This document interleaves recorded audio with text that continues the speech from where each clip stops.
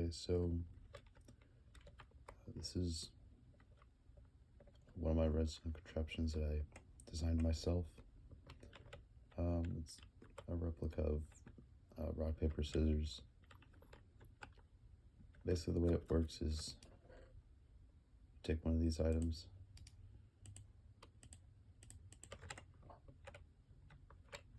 drop it here, and it randomly picks one of these, and it determines whether you win, tie, or lose. And there's a lot of redstone here, very messy. I'll do my best to explain it. Oh, and you can also reset it, which resets that, and you get the item back. There you go. Okay, so here's what actually happens. Each item, depending on what hopper you go to, goes into a chest, and because these hoppers are locked, because of these torches, you get comparator output, so you're able to see what you selected. But also what happens is each of these comparator outputs hook up to a redstone line with a pulse generator and a dropper, which has all three of the items. So these all go through hopper line. These are just sorters. So you get the comparator output, and these are randomized. So it could be any of these three at any point. So that's the selection done. But now we decide how we figure out if it's a win, tie, or lose. And that's where most of this comes in.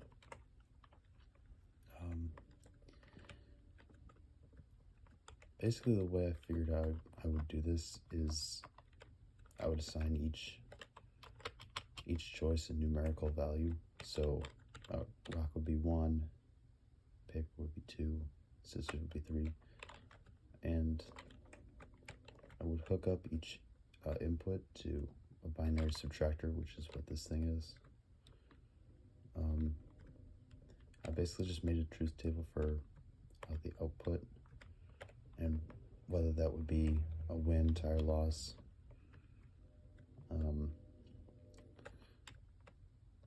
So I started off with a tie because it'd be 1 minus 1, 2 minus 2, or 3 minus 3, which is 0. 0 is always a tie. So let's see if I can find it in this mess.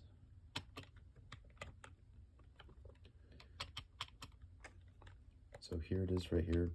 This is an XOR gate. What it does is it makes sure that 0 is here, and it goes all the way down here, and it makes sure there is no number here. Because what it is right now, the output, if it's 0, then this, which is first subtractor's sign bit, so if it's on, it means it's positive. So with that being on and with this being off, this means that there are no numbers in here, so in the output, so it means it's 0. So you get an output. Now, because this is the default state, I made it so once you get a comparator output, it takes a little while for this piston to push this block over, so that it, because if it did that normally, I mean, you don't have anything here or anything there, so that doesn't really make a whole lot of sense. Anyways, so it just travels up this line, and kind of hard to see, but it travels to that repeater, which powers that lamp. And then the win and lose detection is a bit more complicated. I decided to put both outputs, so this is the 1 and that's the 2, and put them here. Now what I realized about an XOR gate, and what you might not know about them, is, if I can build one real quick. Basically the way this works is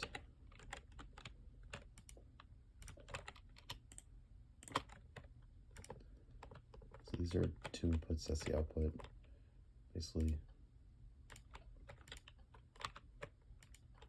if you have 2 of them, you don't get an output, but if you get 1 of them, but depending on which one you get, a different comparator will power.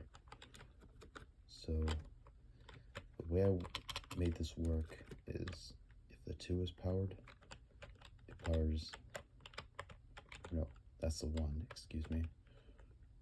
If the 1 is powered, then this comparator, that one is turned on, so it goes to this block, and it goes to this XOR gate, which then determines whether it's a positive or negative.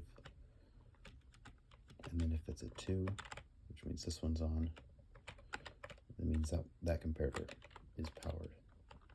So it goes through here, and then it goes all the way over here to this XOR gate.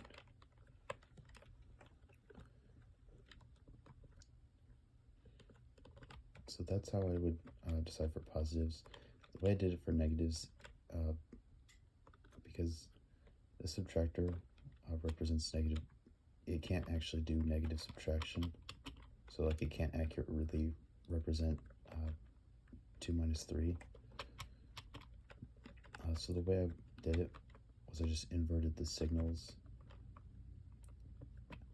and made it so that whether if it was a 1, since it would be a 1, it would go here and it would power this, so that if we didn't get an output from here,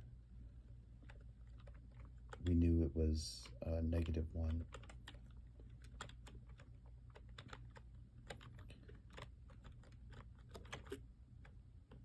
So then the signal will be able to go through and go to this one.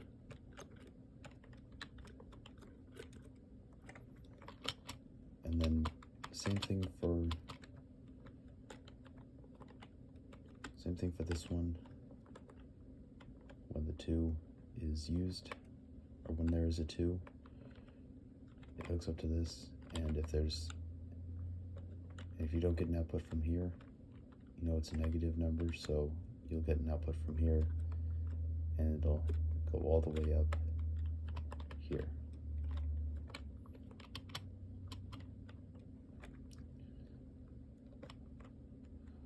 So each one hooks up to the subtractor.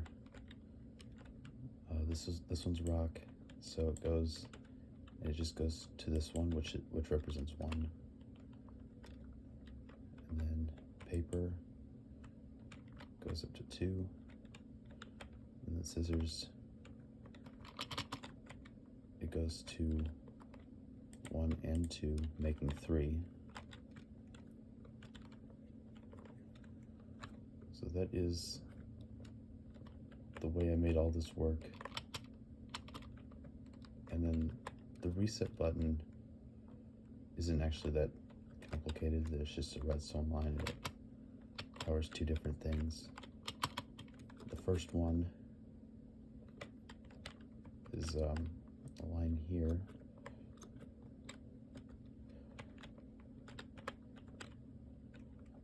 And it goes into this pulse extender because the 10-tick pulse from the stone button wasn't long enough, so I have these that lock the hoppers, these ones, so that the comparator output actually stays there. So when that's there, it'll go into that That's a dropper. But before it does that, this comparator will get an output, and it'll power the dropper, putting it into this water stream, and then going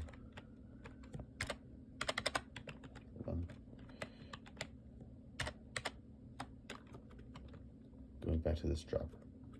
The water stream leads to this hopper and goes to the dropper. And then the next part of that is it going here. So another pulse extender, because Dentic pulse was not long enough. Unpowers these hoppers and takes it all the way here. And then you put it in this dropper, and comparator output goes into this observer, which creates this chain reaction of observers activating droppers.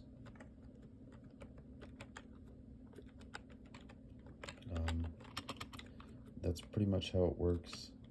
This is just my redstone testing world. This is actually the calculator world from a redstone YouTuber called Matt Batwings. I'll put his channel in the description because he's got a lot of great logical redstone stuff. You can see I actually had to destroy some of his calculator because I didn't realize that I didn't think I'd be building a binary subtractor for making a game of rock, paper, scissors. So that's pretty much how everything works. I don't think there's anything else needed to be explained here.